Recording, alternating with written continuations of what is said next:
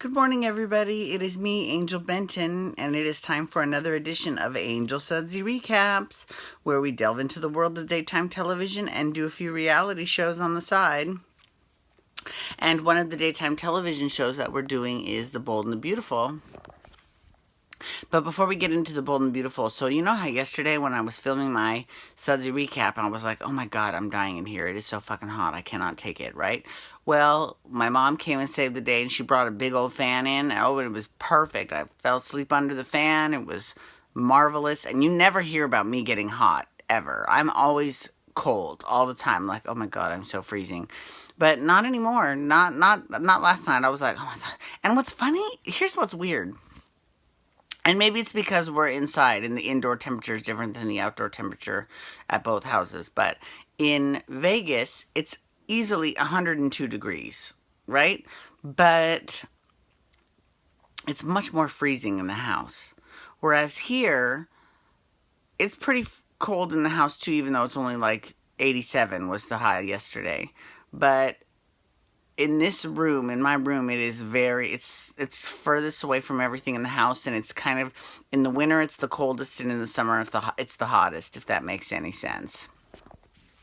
So, having to sit here in my room to do these recaps, it was like, oh my god. It's not like, sitting out by the refrigerator, like I do in Vegas. But I miss my old background, so hopefully you'll be seeing that soon.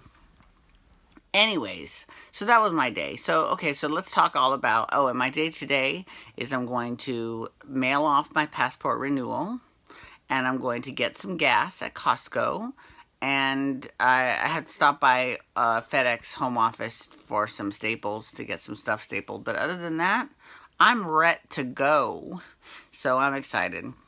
Anyways, so, Bold and the Beautiful. Thank God they brought back Thomas and Sally. I swear to God, because I'm over this whole Avon thing, because it's just going to make, the whole thing just makes everyone look so petty and stupid.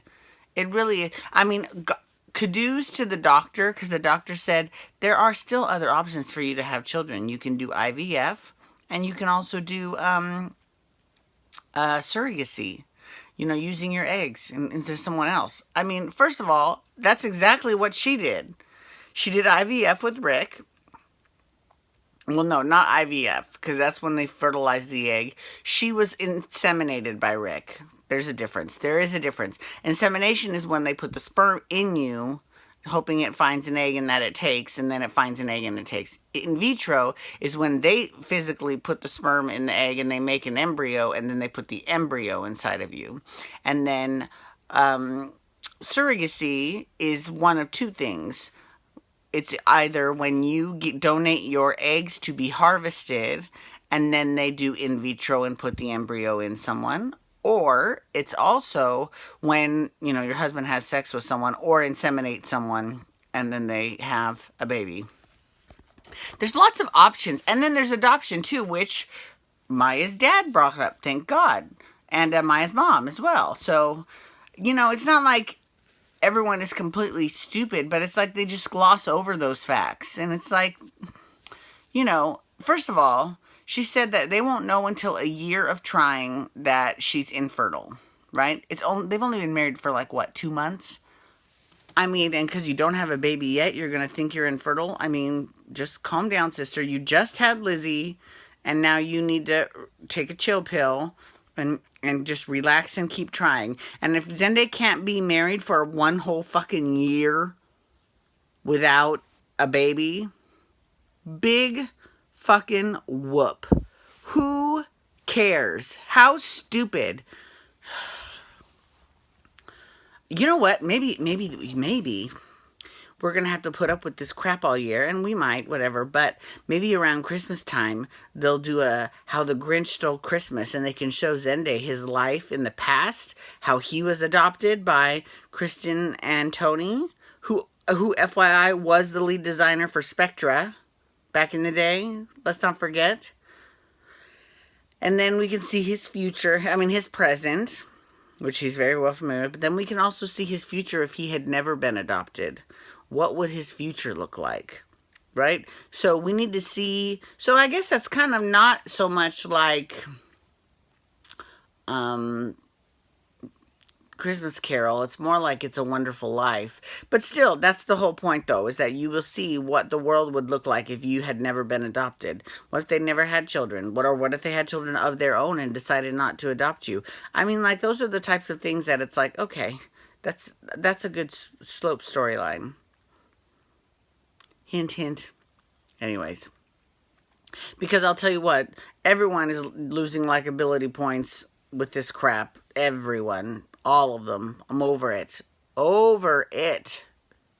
So, needless to say, and the whole Katie and Quinn and Ridge thing, and Carolyn Hinsey brought up a really good point. She's like, what is with this new Quinn? I would have rather seen the old Quinn just come out in pieces and kind of maybe withheld Katie's anti-rejection heart medication because she did just undergo heart surgery. And she's right, she did.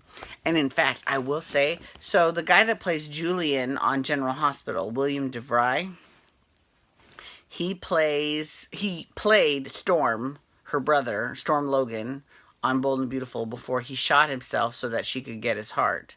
So he was hot on Bold and Beautiful. He's okay on General Hospital, but he was hot on Bold and the Beautiful. He was super hot. Normally, I prefer people to I enjoy people as their original characters, or at least on characters on ABC soaps. But in this case, he's good as Julian. I just don't like the character of Julian that much, and I just much prefer Storm. So he was hottest. Ooh, smoking. Anyways. Sorry. Okay. I get distracted by beautiful things. It's really difficult for me. It's hard for me to focus on my life. Okay. So, yeah, this whole Quinn and Ridge thing. I mean, yeah, and Carolyn is right 100%. We have, and now, in all fairness, Quinn has been trying to be a better person for Wyatt, for Eric. She's trying to be a good person. But Katie is pushing them boundaries, man.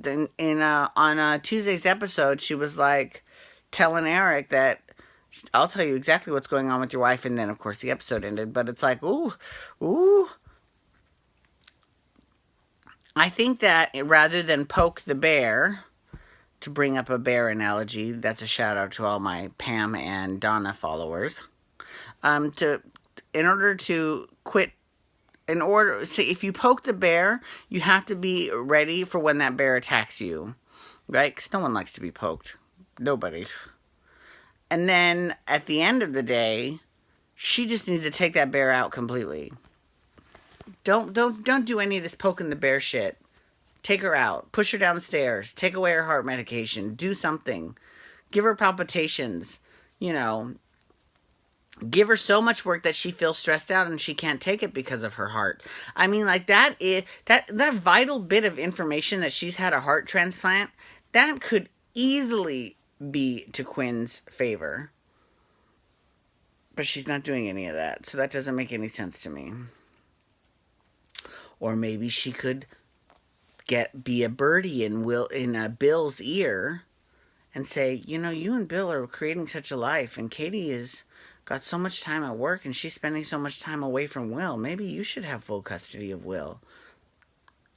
Right? And then that would be spark a huge custody battle between Katie and Bill. Right? And Quinn could easily be like, wow, okay, sure. But we have all this. We have a fashion show coming up, so I can't really give you that much time off. And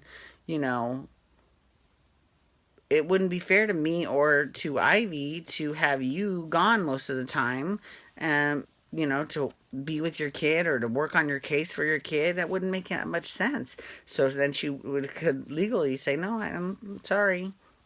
And then Katie would either have to quit, which would be out of Quinn's hair, and win the custody battle, or she could lose the custody battle because she decides to stick in and work, and either way, it's lose-lose Katie. See, now how difficult is that? I totally just thought of that just now.